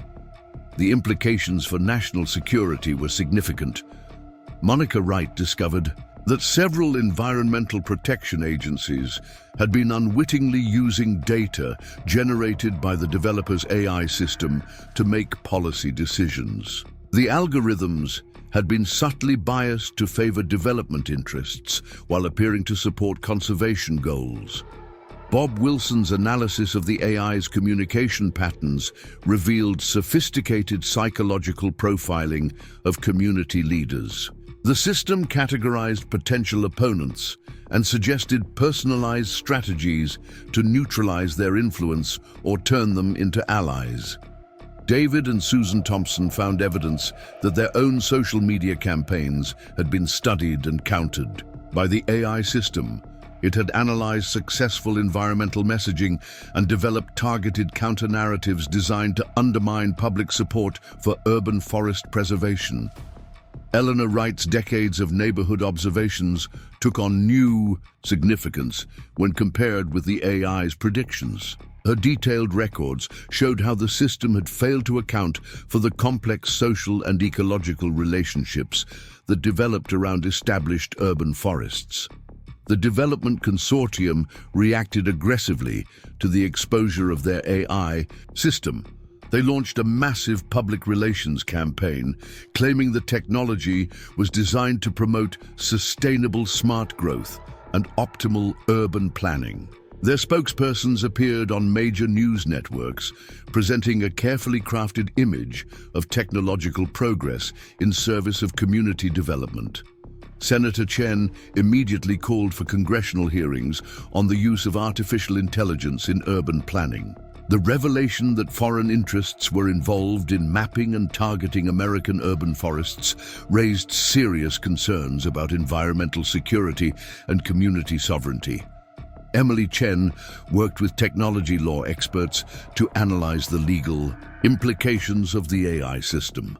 The unauthorized collection and processing of community data raised significant privacy concerns, while the manipulation of public opinion through targeted messaging potentially violated several federal regulations. Maria Ramirez organized a series of town halls to help communities understand how they had been targeted. The meetings revealed common patterns of developer intervention, helping neighborhoods recognize and resist manipulation attempts. Linda Baker collaborated with computer scientists to develop counter-algorithms that could identify and expose AI-generated development strategies. Their work provided communities with tools to protect themselves against sophisticated technological manipulation. Tom Baker discovered that several prominent environmental organizations had been infiltrated by individuals connected to the Urban Development Future Initiative. These agents had subtly influenced conservation policies, creating loopholes that the AI system could exploit. Richard Klein organized a coalition of ethical developers who opposed the use of AI for environmental manipulation.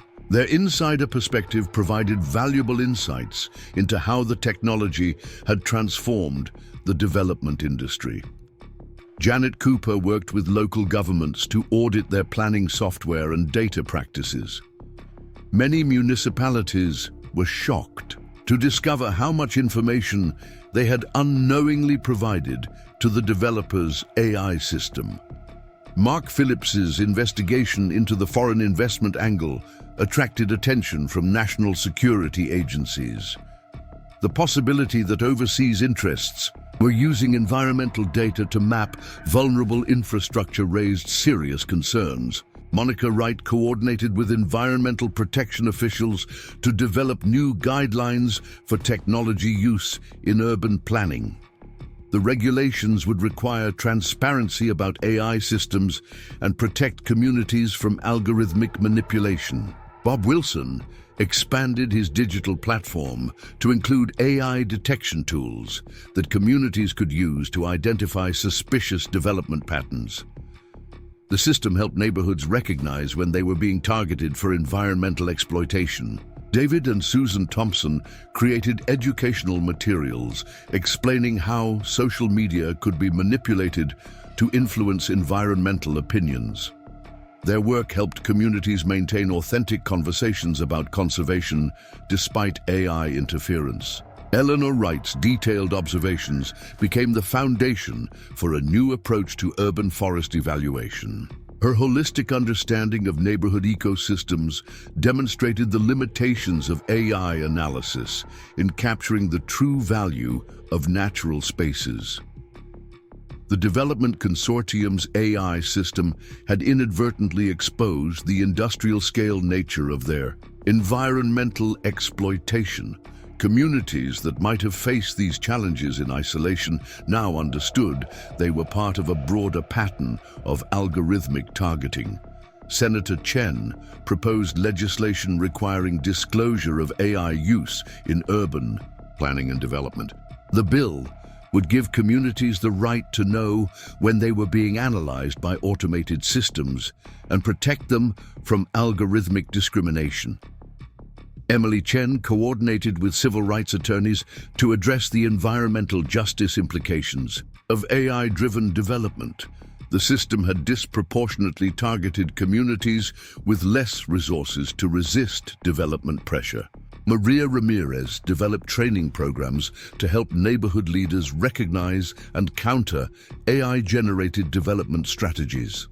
The workshops empowered communities to protect their environmental resources from technological manipulation. Linda Baker's research revealed how the AI system had systematically undervalued the ecosystem services provided by urban forests. Her team developed more accurate models that captured the full range of benefits these natural spaces provided. Tom Baker worked with environmental groups to create secure communication networks that couldn't be easily monitored by development algorithms. These channels allowed communities to organize resistance efforts without interference.